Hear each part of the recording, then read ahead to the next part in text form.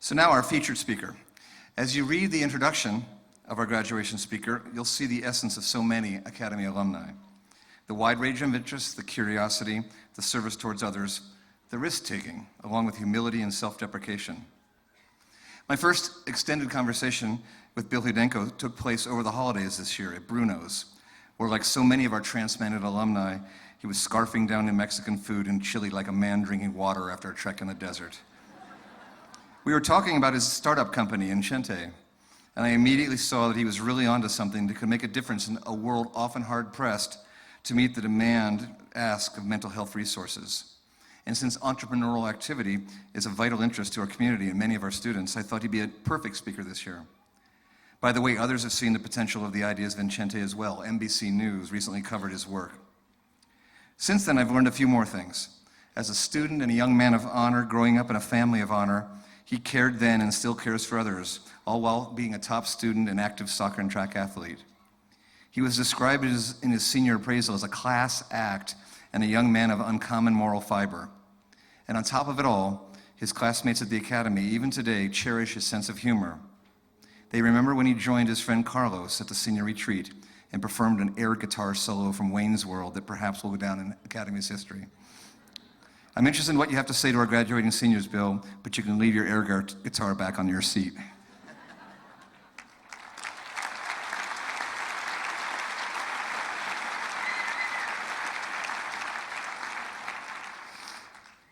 Greetings, distinguished faculty, staff, alumni, trustees, family, and most importantly, the class of 2017.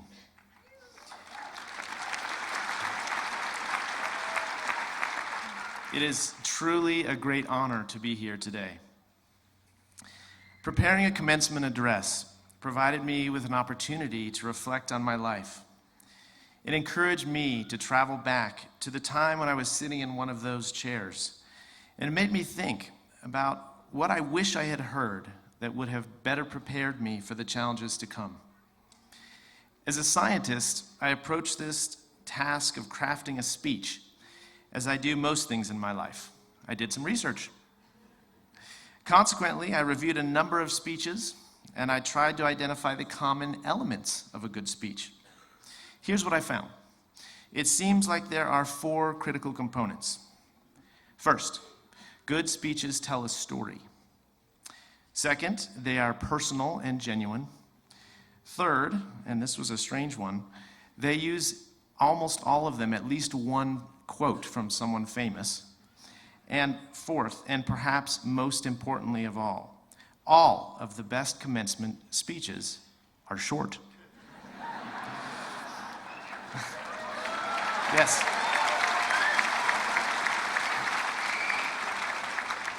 After all, I must be mindful that you are here first and foremost to watch the class of 2017 graduate. And so, in the next 15 minutes, I'm going to try to accomplish each of these 4 objectives with the hope that I might convey something that will be useful to you today, and, with any luck, something that will stick with you for years to come. So it's often said that hindsight is 20/20.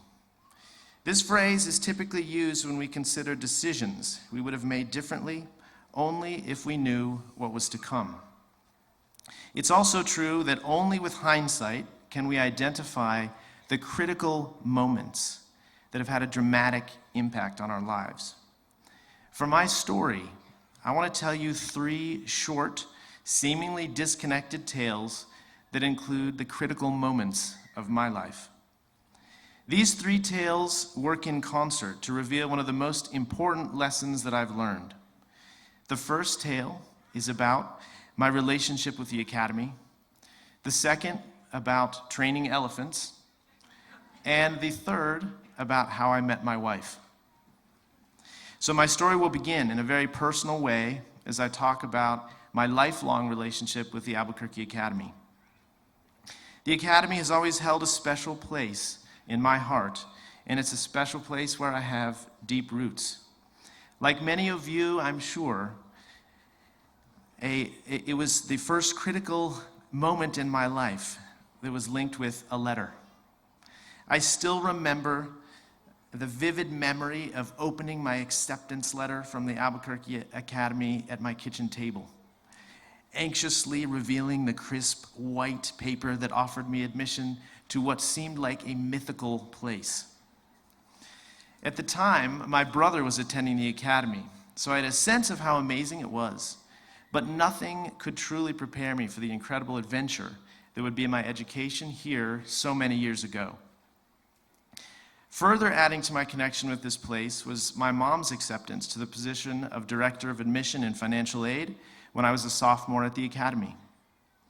This was a big change for me, primarily because I had to figure out how to avoid her on campus. I believe, however, that this also affected most everyone here, as the class of 17 was admitted by my mom. Following my graduation from the academy, I discovered that my relationship with this place continued. In fact, I'd say that it wasn't until I graduated and had more experience in the world that I fully appreciated how special the academy really is.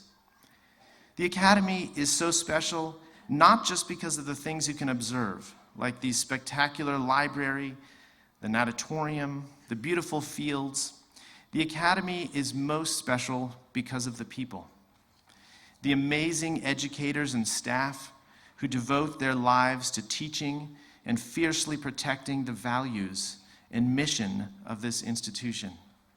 The board of trustees and alumni who help fund and oversee it. The families who nurture and support the students. And not least of all, the exceptional individuals who attend the school. Though I know very few students who are graduating today, I have no doubt that you will do amazing things. And I suspect that many of you may someday hold some of the most important and influential positions that will guide our progress in science, technology, education, and the arts. For those of you graduating today, I believe you will find that your relationships with the Academy won't end today. The deepest and most enduring friendships of my life have come from this place, as evidenced by several friends from the class of '94 who are present here today. Little did I know at the time that the things I learned and the relationships I formed would have such a profound impact later in my life. Now, I know what you're all thinking about right now. Enough about the Academy. When is he going to talk about elephants? This critical moment dates back to a trip I took with my family while I was at the Academy. It was a hot summer day, and while on a family vacation, my parents took us to a zoo. I remember standing next to a gaggle of visitors as we strained to hear one of the zookeepers talk about the elephants in the enclosure. As the zookeeper talked to us about feeding patterns, mating habits, and elephant intelligence, I recall looking to my side to notice a precocious young child about half my age, and he was eagerly raising his hand. That was the kind of hand raise that grabs attention. It was sort of combined with the urgency of having to go to the bathroom with the excitement of a burning question. After the zookeeper finished his thought, he kindly called on the child. And upon receiving receiving attention, the child was no longer exuberant and instead retreated into shyness. Nonetheless, he mustered the courage to ask a simple question. He said, "How do you keep the elephants in the zoo at night?" Now, at first, other visitors, myself included, smiled dismissively as we considered the question from the child as elementary, but what came next caught my attention. The zookeeper smiled briefly, and then he replied, "When we leave for the night, we put a small rope around the elephant's leg and it stays put." Now, you may not be surprised to know that an answer like this was not satisfactory to an inquisitive young mind. So, once again, the child's hand shot up with urgency. "Yes," the zookeeper said, acknowledging the child again. Can't it just break the rope and knock down the wall?" Now, it was a point in time that held no great significance then, but the response from the zookeeper would have a profound impact later in my life. The zookeeper hesitated slightly at the child's question, and then he revealed a secret of elephant training that has been used for ages. He said, "Well, actually, elephants are incredibly strong creatures and could break down even the thick walls if they were properly motivated. The trick," he said slyly, "is when the elephant is a baby, we put a strong chain around its leg. The young elephant will pull and pull to get free, but with enough time, it'll learn it can't escape. When the elephant is an adult, we only need to put a rope around the elephant's leg, and it will stay put." Now, the last critical moment I want to tell is about how I met my wife, Heather. This one begins in my sophomore year at the University of Michigan. I recall walking into a large lecture hall on campus for the first day of my cultural anthropology class. It was a class of about 100 students. After selecting a seat midway back, I began to scan the room to see if I had any friends. I didn't see any friends, but I did see her. It was hard to describe what it was about her. All I knew is that she was stunning. She had long, dark hair, an impossibly symmetrical face. Her broad, engaging smile was enchanting, and her laugh, even when heard from afar, captured my heart and made me want to be with her. I remember vividly coming home to my roommates later that day and saying jokingly, "I found my future wife." The funny thing, however, was that I wasn't joking. I intended to marry this girl. The problem was that I had no idea how to even get near her. What made this particularly complex was that she had a group of friends who surrounded her in class, so I couldn't get next to her. These friends also walked with her to and from class, so I had no way to get her alone to strike up a conversation.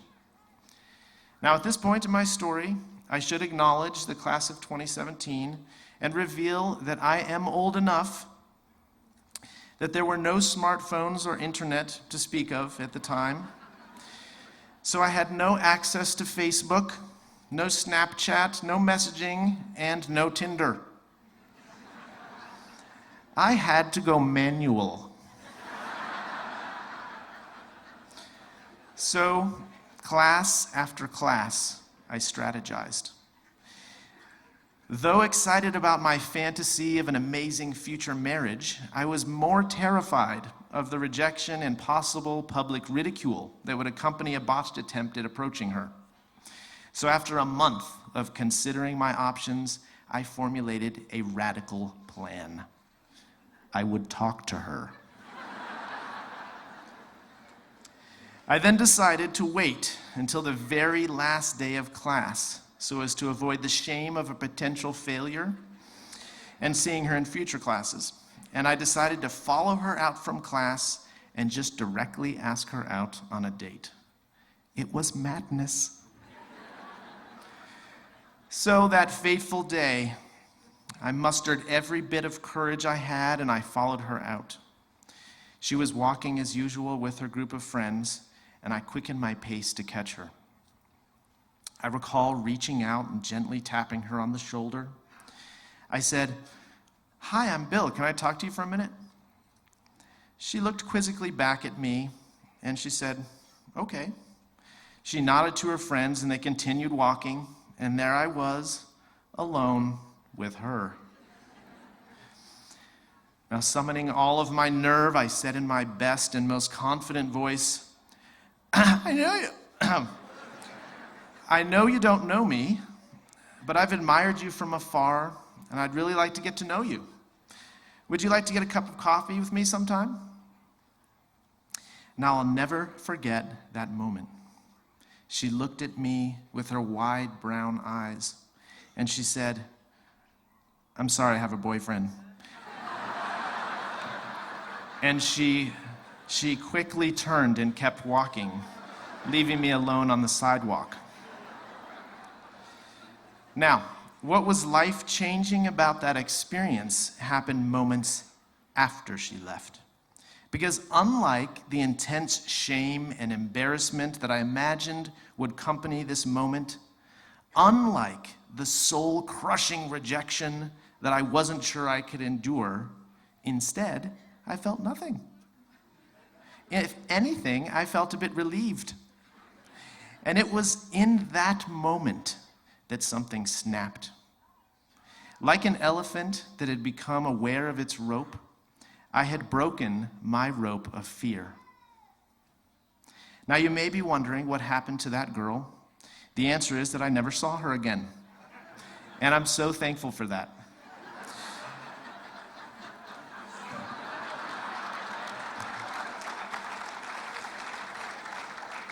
The real story of how I met my wife brings me full circle back to the academy. I did meet my wife at the University of Michigan, but it was through my friendship with Caroline Kiston from the class of '96. Heather was Caroline's roommate, and much like my reaction to the girl in class, I was stunned by everything by her. What was different about meeting Heather, however, was that at this point in my life, my mind was free. Instead of being constrained by the ropes of fear and doubt, instead of worrying about the rejection that might result from the brashness of talking to another human without pretense, I could approach her openly without worrying that the world would end if I failed. Incidentally, Heather and I also worked together at the Academy summer camp after my senior year, which cemented our relationship through many experiences that would lead ultimately to our marriage. As I wrap up my remarks on this beautiful New Mexico morning, I'd be remiss if I didn't include my famous quote to fully coalesce the meaning behind the critical moments of my life that I have described. So for my quote, instead of Thoreau or Emerson, I'd like to invoke the profound words uttered by Lawrence Fishburne in one of my favorite movies, The Matrix. He said, "Like everyone else, you were born into bondage, born into a prison that you cannot smell or taste or touch, a prison for your mind. Though I hope it is the case that we don't currently live unaware in a dystopian world as portrayed by The Matrix, I do believe in the wisdom of these words. There is no greater prison than the one we create with our own minds. Like the elephant, we are all constrained by ropes that bind and prevent us from living freely. It is my hope that by sharing some critical moments of my life and by sharing the idea that we can be free of such constraints, that I have provided you with the most helpful piece of wisdom I am able as you graduate to the next exciting chapter of your lives. I would like to end my address by providing each and every one of you here with a challenge. I would like to challenge you to identify something you perceive to be a chain in your life and pull it. Whether this chain is revealing your true feelings towards someone you care about, whether it is engaging in a physical challenge you don't think you can overcome, or whether it is writing that novel you don't think you can finish, I challenge you to pull on the chain of your disbelief. From this experience, I expect that you will learn how most of these chains are actually ropes that you can break. I believe it is this very process of breaking ropes that has led to the major successes in my life. Whether it has been identifying the courage to meet my amazing wife, challenging traditional paradigms in my field of research, or hiking 100 miles of the Appalachian Trail with my best friends from the Academy. For me, my quest to free my mind started here, from that first critical moment when I opened my acceptance letter from the Academy to this very moment where I stand in front of you. I believe that this was made possible in no small part because of the amazing people here at the Academy and what they instilled in me. Because it was here where I wasn't taught what to think, but rather how to think differently.